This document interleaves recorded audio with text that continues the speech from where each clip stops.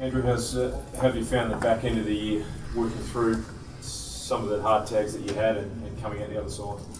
Yeah, I feel sort of slightly progressing well, overcoming a bit of that.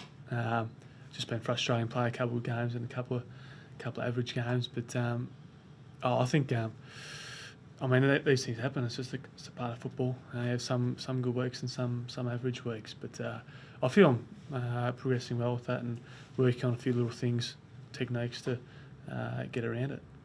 What's the key? Because in the past, I suppose you tried to outrun them, Yeah. but it's almost impossible now to outrun blokes, isn't it? So, what have you worked out? Where you run, or blokes are blocking for you? What?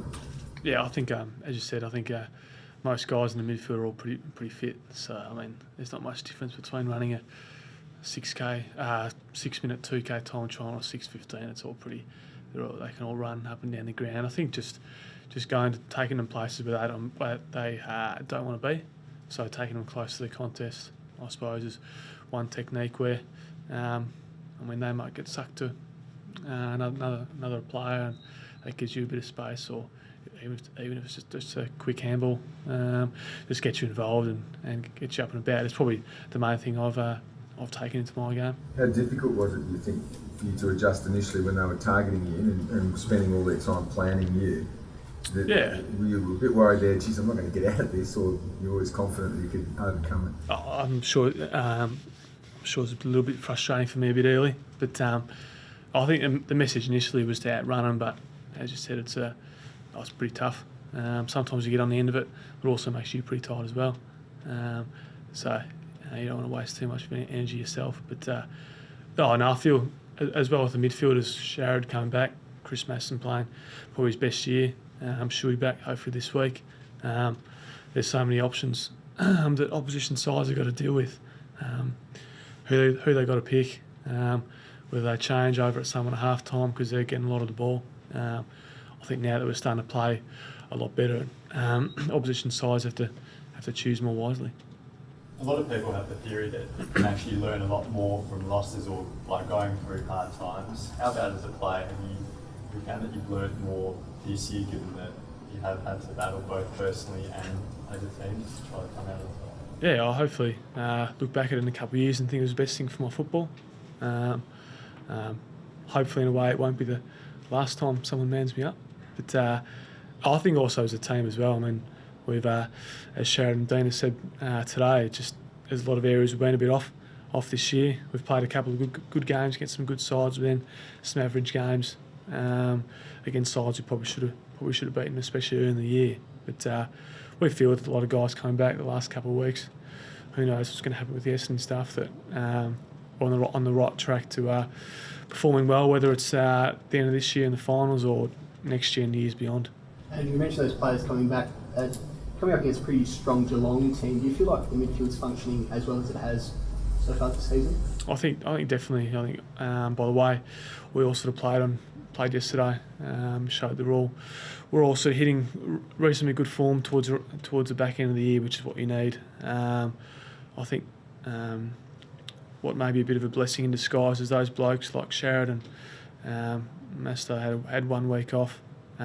Is that they're not worn out by the end of the year, so they're playing there. Sharad's probably playing, I don't know, his eighth, ninth game of the year maybe, and he's playing as well as what he would in the middle of the year because he had a fair bit of rest. So I think that's a positive that we can probably take out of the injuries we've had so far. Andrew, you've played every game this season. How's the body feeling? It's been a taxing year, hasn't it? Yeah, no, it's body feels good. It's a long year. You get a few bumps and niggles and all that, but there's only a couple of us that have played every game. But I'm pretty happy with how I put up each games. Obviously, you get a bit more contact and hits and all that playing in the midfield as opposed to on a wing, which has probably helped me a little bit. But body feels good, and I'm sure I can speak the same thing for Coxie, and I think Jack's the other one that's played all 20 odd games this year. So if you hit the finals and you have a great run, it's a different game. The finals, you'd be ready for that. Oh, definitely. You played every game. Definitely, I think if we squeak into the finals, I think most teams probably wouldn't want to play us if we get a few guys back. And who knows what happens from there. Is that the positive thing, I suppose? You have had the battles with injuries, but as you say, Wellingham will be fresh, and there's quite a few other players that have had rests, so it could be an advantage if you do sneak in. Yeah, that's right. Shuey's had quite a few weeks off. Shannon Hearn, who knows?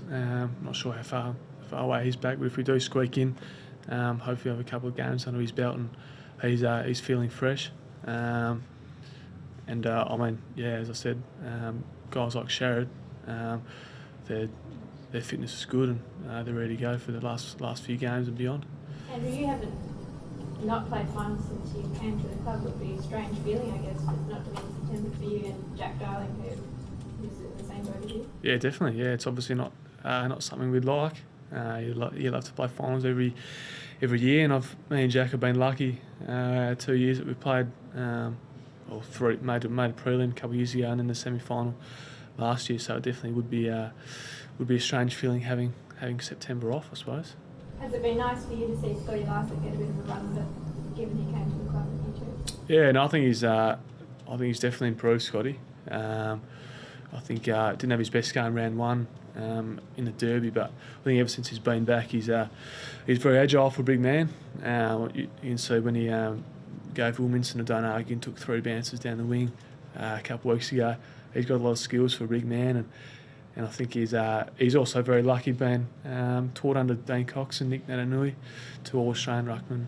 I think it's best thing for his football, and I think even just his pressure on the weekend, creating contests, and his follow-up work is something that probably doesn't get recognised too often in the media, but I think it's something he's really improved at, and that's something that we're very happy with him about.